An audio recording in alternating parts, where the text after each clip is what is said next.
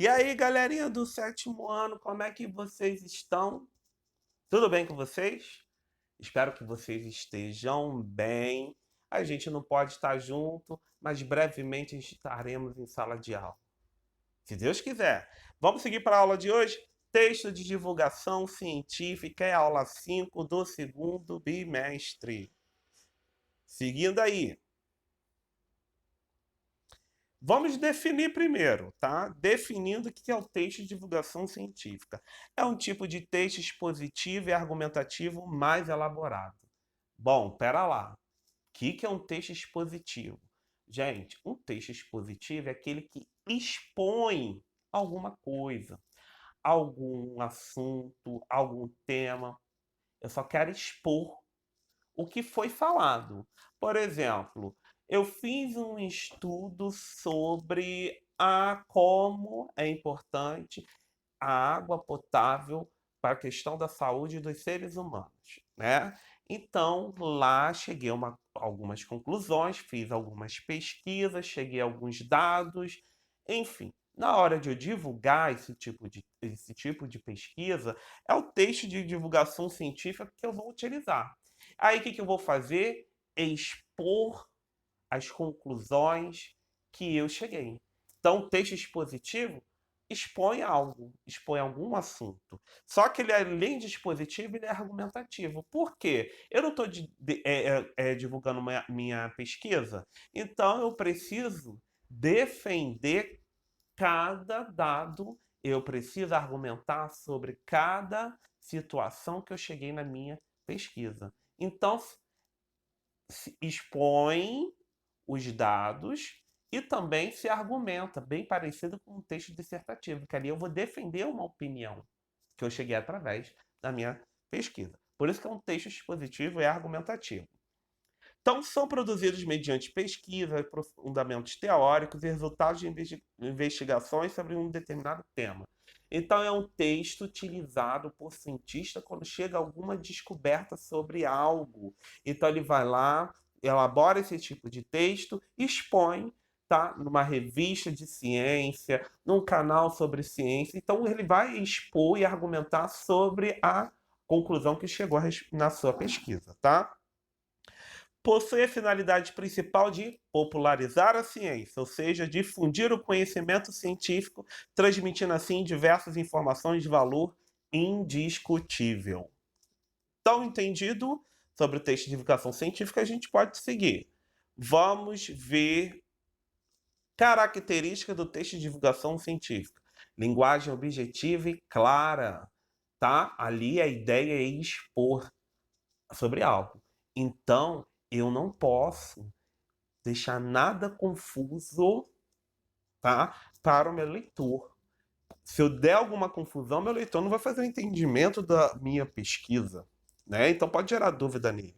E linguagem objetiva, a gente sabe que é aquela linguagem em que não vai ter cargas emocionais, né? Então ele precisa ser mais formal possível o cientista, até porque ele está na posição de um cientista, de alguém estudado, e o texto é justamente para se divulgar um estudo. Então, além da linguagem objetiva, dúvidas de linguagem objetiva, veja a aula de linguagem texto. E clara, nós temos também linguagem formal, verbos na terceira pessoa, que é a característica de se fazer a linguagem objetiva. Lembram disso? Verbos no presente, porque se está divulgando no momento ali a pesquisa que foi feita, né, que tem acabado de ser sido elaborada, então por isso que o verbo é no presente, tá? Termos técnicos e científicos, alguns termos técnicos e científicos sobre sobre aquela determinada pesquisa, tá? Estrutura. O que a gente tem? Um título, uma epígrafe, uma introdução, um desenvolvimento e uma conclusão. Então, é subdividido dessa forma: título, epígrafe, introdução, desenvolvimento, conclusão. Tá? Vamos ver cada um item dessa estrutura agora. Título e epígrafe. O título é considerado o ponto de partida de qualquer texto e abrevia o que será visto no mesmo. Então, o título, a gente já sabe disso de sala de aula, É um resumão, poucas palavras, sobre o que a gente vai ver no texto. Agora, a gente está conhecendo um termo novo, epígrafe. O que que é epígrafe? É uma frase, tá? Ou um parágrafo pequeno. Frase é um parágrafo pequeno, que se localiza logo abaixo do título. Isso é importante. A epígrafe sempre está abaixo do título e apresenta uma citação de algum especialista sobre o assunto a ser abordado. Se eu quero alguma citação, alguma coisa que venha acrescentar, né, na minha pesquisa, que vai trazer uma difusão, né? Então, pego lá de algum outro pesquisador que foi feito, que vai acrescentar, tem que acrescentar algo, ela não está ali solta, vai acrescentar no conhecimento da minha pesquisa, eu utilizo. Vamos ver aí do lado esquerdo, olha o exemplo que a gente tem. Título, está em negrito. Por que salivamos diante de uma comida apetitosa? Então a pesquisa foi sobre o quê? Aí está resumindo, né? A investigação a respeito de salivar diante de algo que é uma comida gostosa, uma comida apetitosa para gente. Embaixo nós temos a epígrafe, porque está logo abaixo do título, isso daí é uma citação de alguém. A visão do prato e seu cheiro estimulam o cérebro, que aciona as glândulas produtoras de saliva. Aqui está quase o que? É resumindo o que vai ser falado sobre daí para frente, tá? Então, a epígrafe cita algo importante sobre a pesquisa ser difundida no texto, ok? E vem logo abaixo do título. Vamos seguindo. Aí nós temos a introdução, parte extremamente importante do trabalho, onde deverão apresentar as principais ideias e conceitos que serão desenvolvidos no texto. Aqui segue a mesma introdução de um texto dissertativo, tá? Nós temos a opinião e os conceitos que serão desenvolvidos, argumentos que serão desenvolvidos no decorrer do texto. Vamos, por exemplo, o lado esquerdo, ó. E isso acontece, lembra-se que o título foi uma pergunta? Então ele iniciou a introdução, a tese dele, com uma resposta. Isso acontece porque o organismo já está se preparando antecipadamente para a digestão. Essa é o dado, a informação, a exposição da conclusão que ele chegou na pesquisa, mas também a opinião dele, tá? A visão do prato e seu cheiro estimulam o cérebro, que, por sua vez, aciona as glândulas produtoras de saliva, secreção que tem a função de ajudar o aparelho digestivo a decompor a comida ingerida. Então, aqui já está apresentando os conceitos que vão ser desenvolvidos. A gente logo vai ver mais para frente que, nesse mesmo parágrafo, a gente tem a introdução e início do desenvolvimento. Preste atenção aí, vou explicar. Tá? O que é o desenvolvimento? Segue a mesma linha do texto dissertativo que a gente viu em sala de aula. Nessa parte serão lá quando ainda a gente estava junto na sala de aula. Quase um ano, né? Nossa, que saudade da sala de aula de ter vocês perto. Mas a gente vai chegar lá. Nessa parte serão abordados todos os conceitos e possíveis autores e referências utilizadas. Possui forte presença de argumentação, citações de autores, dados e estatísticos. Vou explicar aqui. Então, você lembra lá no texto dissertativo que a gente estava fazendo, que era preciso desenvolver os argumentos que foi posto no parágrafo anterior?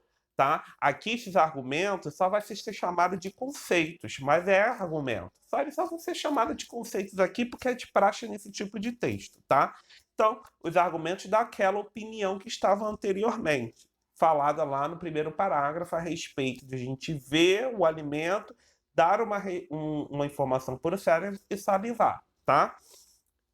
Aí, por que ele diz que vai ter citações de autores, dados estatísticos? Porque essa é uma forma, dado estatístico é uma pesquisa, alguma informação que foi feita a respeito desse tema, tá? É porque ele precisa comprovar do que ele está falando. E na escrita, as formas de comprovação de algo é através da argumentação, dados estatísticos e citação de outros autores sobre o tema, aqui é o que ele está defendendo, tá? E por que, então, vamos lá no exemplo. Começar a ler o exemplo e vou explicar por que eu botei esse parágrafo de volta aqui no desenvolvimento, da mesma forma que apareceu na introdução. Vamos lá. A visão do prato e seu cheiro estimulam o cérebro que, por sua vez, aciona as glândulas produtoras de saliva, secreção que tem a função de ajudar o aparelho digestivo a decompor a comida ingerida. A gente viu aqui que tem dois conceitos, tá, a ser trabalhado, que é a visão do prato e seu cheiro estimulam o cérebro, primeiro conceito, que essa situação falada aciona as glândulas produtoras de saliva. Segundo conceito. Só que ele já começa o quê? Desenvolvendo o segundo conceito, que seria o nosso argumento 2. Secreção que tem a função de ajudar o aparelho digestivo a decompor a comida ingerida. Então, o autor aqui utilizou a introdução e já iniciou o desenvolvimento dele. E se seguiu. Essa reação é o exemplo de reflexo condicionado. Reflexo condicionado é aquele termo científico, tá? Descoberto pelo fisiologista russo Ian Pavlov, 1849-1936, é um experimento clássico. Olha aqui que ele trouxe a citação de alguns autores para poder comprovar tudo o que ele estava falando. Isso aqui que é citação, tá, galera? Aqui traz a comprovação. Então, o que ele está querendo dizer aqui? Pô, teve outro carinha lá que fez a mesma pesquisa do que eu e agrega aqui no meu texto, que contribui aqui para o meu texto. Toda vez que alimentava um cão com um pedaço de carne, Pavlov fazia soar antes uma campainha. Resultado, sempre que ouvia esse som, o cachorro começava a salivar, mesmo sem ver a carne nem sentir seu cheiro, prova de que havia sido criada em seu cérebro uma associação entre a campainha e a hora em que o alimento era servido. Aqui, ó, um dado estatístico, que foi uma pesquisa que esse mesmo autor fez para comprovar o que ele estava falando, tá? Então é nesse momento que a gente precisa trazer essas fontes para comprovar o que a gente está falando, tá?